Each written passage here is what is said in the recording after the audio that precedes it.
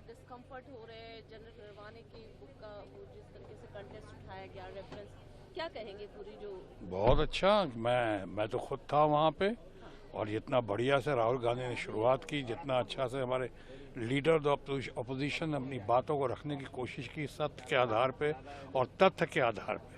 ये बात और है कि हमारे कुछ मित्र रूलिंग पार्टी के या कुछ मंत्रीगण जो बैठे हुए थे वहाँ से, उनमें से किसी ने कहा कि तथ्य पे आधारित नहीं है। अगर वाकई राहुल गांधी का फोर्सफुल स्पीच जो कि आज रूलिंग पार्टी के लोगों को इतना अनकंफर्टेबल कर रहा था, डिस्कम्फर्ट पैदा कर रहा था कि मैंने अपने पार्लियामेंट्री हिस्ट्री में इतना डिस्कम्फर्ट, इतना अनकंफर्टेबल होते हुए हमने कभी नहीं देखा रूलिंग पार्टी को, जो आज देखा मैंने। राहुल गांधी की बातों में वो मैजिक था, वो तथ्य था, वो सत्य था, वो जादू था, वो कन्विक्शन था, वो कॉन्फिडेंस था कि जिस तरह से अपनी बातों को रख रहे थे। और अगर आपको वाकई लगता है कि उनकी बातों में नेशनल इंटरेस्ट नहीं था या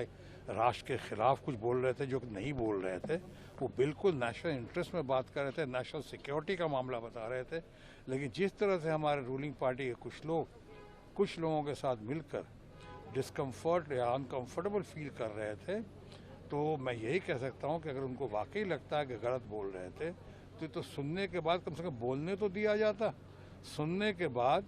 उसको एक्सपंज कर देते, उसे हटा देते, रिकॉर्ड से निकाल देते, लोगों को कन्विंस करके, लेकिन बोलने तो देते कम से कम। आज तो लगता है कि मंशा यही थी हमारे रूलिंग पार्टी के दोस्तों की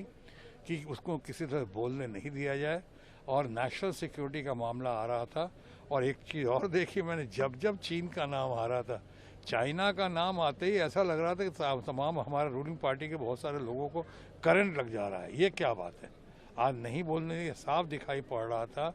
कि किसी मंशा के तहत रूलिंग पार्टी और रूलिंग पार्टी के लोग कुछ लोगों से मिलकर मंशा के तहत राहुल गांधी को नहीं बोलने दे रहे थे। मैं समझता हूँ ये कंटिन्यू होगा कल, और कंटिन्यू होगा तो मैं समझता हूँ कि इस बात का जोरदार असर पड़ेगा, धमाका होगा। सर, ममता बनर्जी में उन्होंने मुलाकात की है और बंगाल में एसआईआर का मुद्दा जो उठाया, बोलने नहीं, वहाँ पर भी वो अपनी बात रख रही, क्या कहेंगे इस पूरे विषय पर? कैसे ममता जी बिल्कुल सही हैं। ममता जी आज देश की सबसे पॉपुलर, सबसे पावरफुल, सबसे कद्दावर नेता हैं। और सबसे बड़ी बात यह है कि जिस तरह से लोग उनके पीछे पड़े हुए हैं, इलेक्शन कमीशन बुलाकर ये साफ दिख रहा है कि एक तरफ आप वुमेन एम्पावरमेंट की बात करते हैं और देश में पूरी एक ही महिला मुख्यमंत्री हैं, वो हमारी टाइग्रेस है, हमारी honourable chief minister of Bengal हैं, और उन्होंने सही जगह सही नब्ज पकड़ा है। इलेक्शन कमीशन की खामियों को, गलतियों को, उनके इरादों को नाकाम करने के लिए, और जिस तरह से सामने आई हैं, एसआईआर की बात कर रही हों, जिस तरह से डिलीशन की बात हो रही है, वोटर्स का या नाम इंक्लूड करने की बात हो रही है,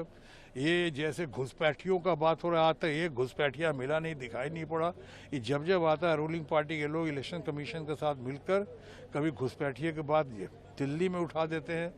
एक नहीं मिलता है, झारखंड में उठा देते हैं, एक नहीं मिलता है, बिहार में उठा दिया, एक भी नहीं मिला, और आज फिर बंगाल में उठा रहे हैं। इन सब बातों को nip the bud in the beginning करते हुए हमारी ममता बनर्जी ने और तृणमूल कांग्रेस ने,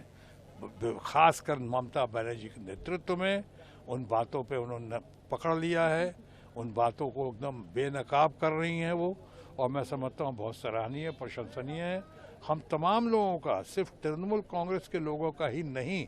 बल्कि देशवासियों का और बंगाल के लोगों का भरपूर समर्थन है ममता जी के साथ। ममता जी आई हुई हैं, हम समझते हैं हमारे सब लोगों की मुलाकात उनके दिशा निर्देश के लिए, मार्गदर्शन के लिए कल ममता जी से होगी।